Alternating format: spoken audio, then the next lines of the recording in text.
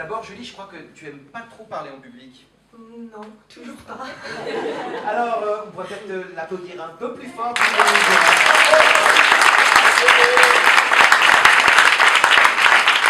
Alors, Julie, est-ce que tu pourrais nous raconter d'où tu viens, quand tu t'es installée dans le quartier de Mermoz, enfin toutes ces choses-là?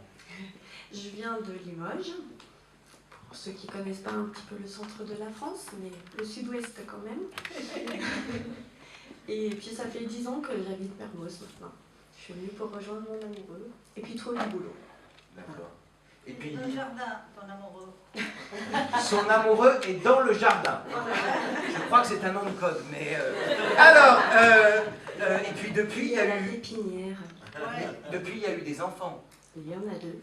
D'accord. Et alors, Julie aurait pu nous accueillir puisque c'est aussi la présidente de la MJC. Comment tu as été élue présidente, si tu n'aimes pas trop parler en public? Et ben, la précédente présidente a eu son 3e enfant, elle était un petit peu moins disponible, en particulier pour l'Assemblée Générale qui avait eu lieu au mois de juin. Donc oui, on m'a demandé si j'avais envie d'être vice-présidente pour présider cette Assemblée Générale, ce que j'ai accepté de faire. Et puis ensuite, je me suis dit pourquoi pas continuer. Moi j'ai une question assez bête. Est-ce qu'il y avait des hommes qui auraient pu être candidats? Si on avait eu au CA, oui. Alors peut-être une chose, les militants sont plus des femmes, je ne sais pas. Peut-être. Alors avant d'arriver à la présidence de la MJC, tu as créé une association, l'APMMA. Alors qu'est-ce que ça veut dire, l'APMMA? Alors c'est l'AP2MA, c'est l'association, pas de souci, des parents de la maternelle Mermoz A, qui est une petite maternelle qui est située juste en haut du quartier, et qu'on a donc avec 5 amis décidé de créer cette association pour soutenir notre école, nous faire un peu connaître, gagner quelques sous pour proposer aux familles des activités à moindre coût sur l'école. Et depuis que tu t'es montée en association, est-ce que tu as l'impression que ta place dans la cité, ça a changé? Oui et non. Oui, parce qu'effectivement, on est une sorte d'interlocuteur privilégié. Ça nous donne une certaine légitimité quand on demande quelque chose à la mairie ou qu'on vient demander un coup de main à la MJC. Et puis non, parce qu'on ne le fait pas pour changer sa place. Je crois qu'on t'entend de moins en moins, donc on va réapplaudir Julie. Alors le quartier, là, ceux qui y habitent ou ceux qui sont venus en visiteur, le quartier il est en pleine mutation. Alors, est-ce que c'est dans tes attributions d'essayer de regarder, d'essayer de participer au plan de reconstruction du quartier? Je ne sais pas si c'est dans mes attributions, mais c'est dans mes envies, en tous les cas, parce que moi j'habite ici, mes enfants grandissent ici, et c'est intéressant de participer à la vie de son quartier, la vie de la communauté.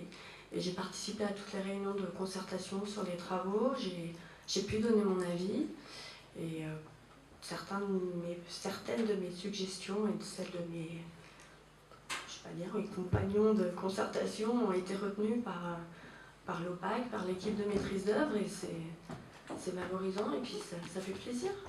Et des fois, il y a des trucs qui t'énervent. J'ai entendu parler Si je peux me permettre, excuse-moi, mais je vois que Géraldine Lopez arrive.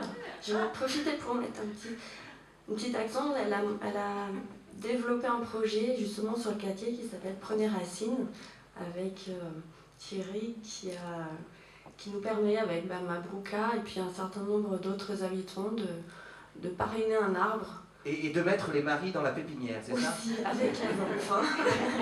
De parrainer un arbre en fait, qui va être replanté ensuite dans le quartier, dans le futur quartier. Et donc participer à ce projet et prendre racine ici. Voilà. Alors, il paraît aussi que tu appelles les services municipaux pour dire que les poubelles ne sont pas mises en place, que c'est sale, qu'il faut faire des choses. Est-ce que tu es une râleuse? Un petit peu, ouais. Mais bon, je pense que râler, c'est une chose, mais il faut se donner les moyens et la peine d'essayer de faire avancer les choses. Donc si on se contente de râler sans donner son avis à qui le droit, ça n'avance pas. Donc j'essaye de faire ça à mon niveau. Voilà. Et tes parents, c'était des râleurs? C'est juste pour savoir si le militantisme, c'est génétique. Voilà. Oui, je pense que oui, ils m'ont donné cette envie d'avoir une société plus juste. Je vais essayer. Et donc, est-ce que tu te souviens de ta première injustice? Ouais, parce que une injustice d'enfant, donc je pense pas que c'est un grand débat, oui. Enfin, c'est pas grave. Mais c'est quoi ton injustice d'enfant? Oui, j'ai fait participer à une grosse bêtise, mais dont j'étais pas franchement l'auteur, et j'ai pris une grosse fessée. Et voilà. Alors peut-être s'il y a peu de militants, c'est parce que les parents mettent plus de grosses fessées. C'est peut-être ça. On ne sait pas. C'est l'instant Brigitte, non? Oui, merci Sylvain. Excuse. Bonjour mesdames. Bonjour citoyenne, avancez, je vous en prie, entrez citoyenne. Bonjour, bienvenue. Alors, Julie, moi je voulais juste vous demander, avez-vous réfléchi, eu le temps de réfléchir à pour notre société, un rêve et une proposition concrète aussi? Un rêve dans ce quartier, c'est qu'effectivement on arrive à mieux vivre ensemble en respectant nos différences et voilà.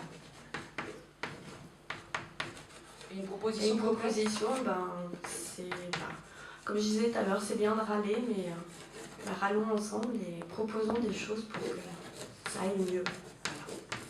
Oui, tu me racontais une chose assez intéressante, c'est qu'il y a des tas de gens qui disent « Oh, le quartier c'est pourri, le quartier ça va pas », mais ils gardent leur colère dans leur gorge. Voilà. Alors que toi, tu proposes de prendre parole et de la partager. Voilà.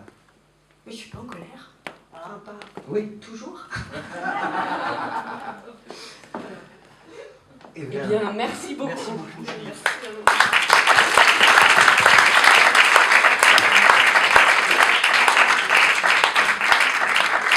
Alors là devrait arriver